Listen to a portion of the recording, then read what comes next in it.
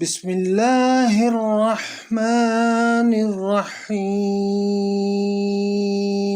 سلام ان پر جو سلام کے قابل ہیں۔ محترم دوستوں، آپ اگر کربلا میں ہوتے تو کہاں کھڑا ہونا پسند فرماتے؟ لشکر حسین میں یا لشکر یزید میں؟ ہمارے علاقے میں ایک مجلس ہو رہی تھی جس میں عالم دین کو پڑھنے کو کہا گیا۔ انہوں نے آ کے پڑھنا شروع کیا۔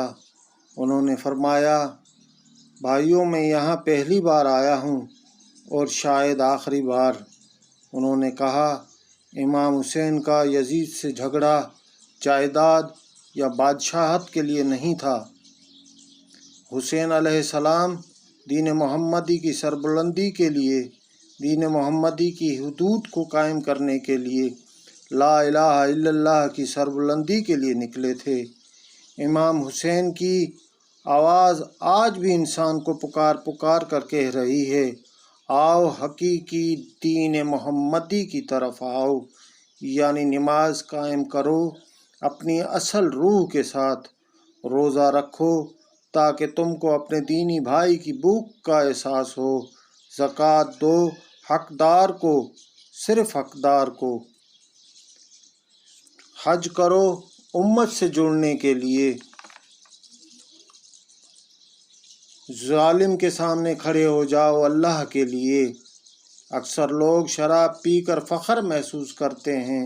سود دینے والا مسلمان مشہور ہوتا ہے، زنا کرنے والا اپنے فعل کو عام محفلوں میں بیان کرتا ہے۔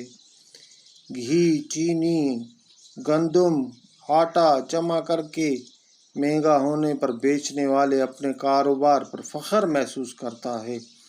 غریبوں، یتیموں، بے سہارا لوگوں کی جائیدادوں پر قبضہ کرنے والے بھی آپ میں موجود ہیں۔ آپ ہی ان کو جھک کر ملتے ہیں۔ آپ اور ہم میں سے کتنے ہیں جو ان کو برا سمجھتے ہیں اور ان سے تعلق ختم کرتے ہیں، یا پھر ان سے دوستی میں فخر محسوس کرتے ہیں؟ کیا یہ سب یزیدی کردار نہیں؟ کیا یہ سب عمل اسلام کے خلاف نہیں؟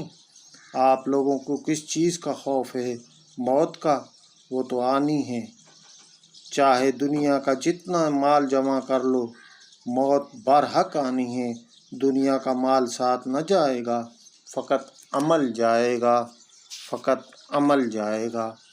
آپ کا عمل دین محمدی کی حقانیت پر ہوگا تو یقین رکھیے جنت کے سردار آپ کے منتظر ہوں گے، ورنہ ہم کو یہ کہنا پڑ جائے گا، اے روح یزیدی تو لاکھ چھپے، ہم تیری تصویر پر لعنت کرتے ہیں۔ اگر آپ ہم مسلمان ہو کر دین محمدی کے خلاف جائیں گے تو کوئی شک نہیں روح یزید کی ہوگی اور تصویر ہماری۔ اپنے ارد گرد کے یزیدوں سے خود کو الگ کیجیے، پھر ایک بار، صرف ایک بار لبیک یا حسین کہہ کے دیکھیے گا، سوچیے گا ضرور گہرائی سے آپ کے کردار کی راہ کون سی ہے، حسینیت والی یا یزیدیت والی؟ اللہ تعالی ہماری رہنمائی فرمائے، آمین۔